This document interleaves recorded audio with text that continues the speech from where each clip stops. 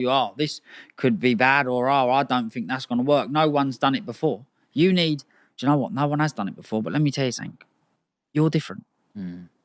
That could be the difference to making success or not. One person saying that to you. Or it could be the difference of not doing it. Of thinking, no, I can't do it because someone said to you, no, you can't do it. There's so many times I believe I've heard people have conversations and say good ideas, and I'm looking thinking, do you know what, that is a good idea. Someone's looked up and said to them, nah, I don't think that'll work, and I never ever did do it.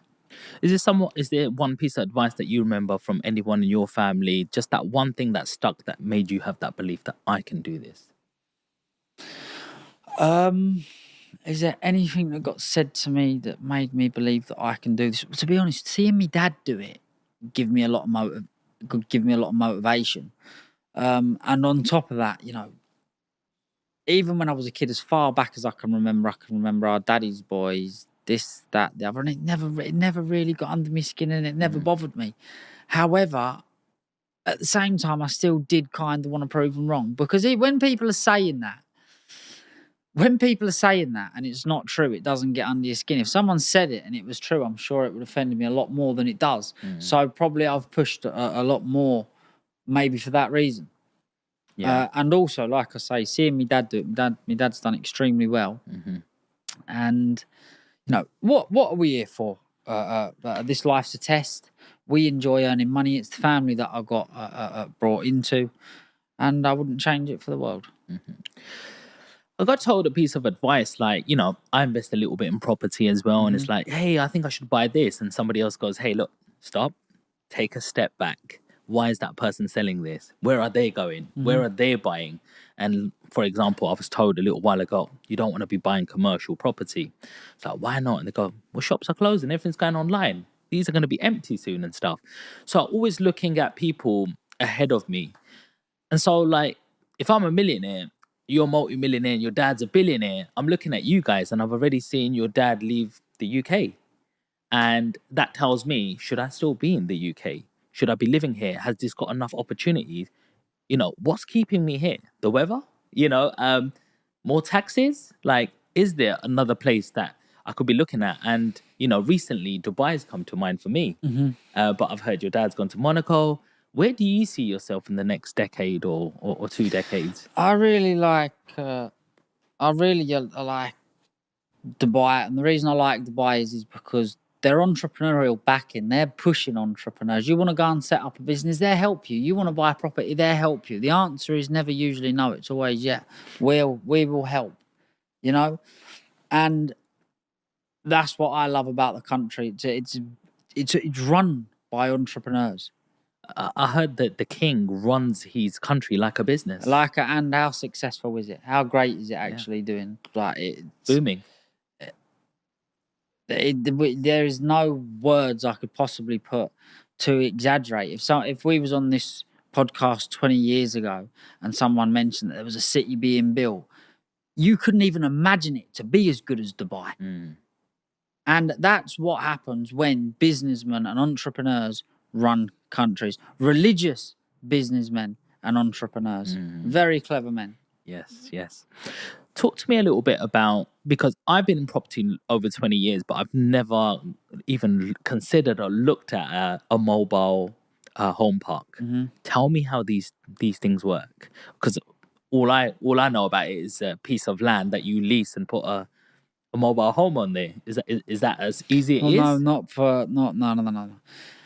So a mobile home. So there's different kinds. So you've got Gypsy and Traveller mobile home parks. You've got holiday mobile home parks, and you've got residential mobile home parks. I own 2 semi-retired and fully retired residential mobile home parks, so they can live there all year round, 365 days of the year. They buy the home off of me, put it on my site. They own everything above the ground. We own everything below the ground. So the base is our responsibility. They have their garden and all that sort of stuff, but the base is our responsibility. We put the mobile home on there. Every month they have to pay us ground rent and service fees, and they own that home and that plot of land until they're ready to sell it. Right. Okay. So how much do they have to pay you like in ground rent? Well, it depends on the size of the. It depends on the size of the unit. It depends where they are in the country, but it can vary from £200 to £500 a month. Okay, and that's where you're collecting it from every single plot Every of, resident, yeah. and so ultimately you're buying a piece of land. Yes. So that's what you're investing in. So how does like planning permissions and regulation come into it in terms of, hey, you're not allowed to build on this land, or if it's green belt or any of them sort of things that, like, if somebody is thinking, or maybe I'm going to buy one of these, what do they need to look out for? Well, first of all, to get planning permission for a mobile home park is the same as planning for any piece of property in the UK. I'm pretty sure if you can get planning permission for it, you can put it up and build it. The easiest way to do it is already buy one with planning permission, I would suggest. But yeah, you just have to apply for planning. Listen, greenbelt's greenbelt. You still got to apply to. You've still got to apply to get planning to even to put it up. It's the same as a house. You're not going to get. But again, depending where it is, because listen, some places you'd get planning permission to build a house, but wouldn't get planning permission to build a mobile home park. You'd get some places planning permission to build a mobile home park, but you wouldn't get planning permission to build a house. No, but it's pretty much the same. So what are some red flags? If I'm thinking, right, I see a piece of land up for sale there, I'll put some homes on it. But what should I be thinking? You're taking a complete chance. You're just this, it's taking a complete chance. You can have people come round and tell you, like surveyors tell you, yeah, it's possible. You might get planning. Yeah, it's very likely. There's one down the road that just got passed the other day. However, nothing solid. So you buy the piece of land and then could quite possibly you not turn it into a mobile home park. But if you didn't, then obviously you try and build a house on it or try and make use of your land somehow, because you don't just want it for horse grazing.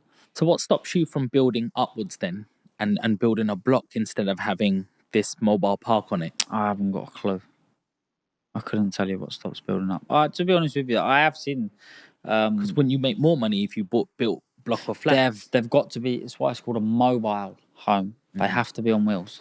Right. So underneath that brick skirting yeah, is wheels and a chassis. Okay. So, and when you say you own a mobile home park, what does that mean? Does that mean you've got 20 on this site? It could be 10, it could be 20, it could be 15, it could be 50. On mine, I've got 45 and 20. So I've got one that owns, it's got 20 units, and I've got one that's got 45. So you got one near Essex, right? I've got one in Basildon, and then you got one near Dunstable, is it? In Dunstable. Yeah. How do they differ? Well, one's twice the size for a start. Pretty much they're very similar. Okay. And so outside of this, what else do you do? Because this is all passive, no? Well, of course it is. And again, it doesn't keep me busy enough like a full-time job. Like, once the rent's paid, and there's a lot of jobs on there that I can't do. I'm not an electrician. I can't fix lights. I can't cut trees down. I can lay tarmac, but I would still rather subcontract someone to do it because I'm not the best. But these are the jobs that are carried out. I can unblock drains again because I had a drainage company when I was 16 years old, but I'd get someone to do it. But these are the sorts of jobs that come up. Or if a chalet needs siting and there's concrete bases that need laying, I can go there and do it. But this is not a full-time job. So in my spare time, I'm always looking for new business ventures. My newest business venture at the moment, I've started a WhatsApp community. Okay. Right. Which actually started off as a mentoring group that I was going to mentor people that was trying to make a success in their business life. However, it just shot off and ended up being a tight-knit community of entrepreneurs like accountants, solicitors, lawyers, from bricklayers to property investors, crypto experts. And it just ended up being the complete place to be. And everybody was literally feeding and buzzing off of one another, using each other's services.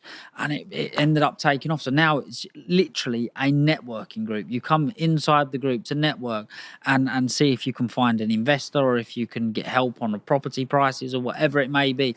For example, if you wanted to buy a property in the middle of London today, you will get 5 different opinions on how much that they value it, whether it's a good buy, what you'd get R2R in it, or whatever it may be.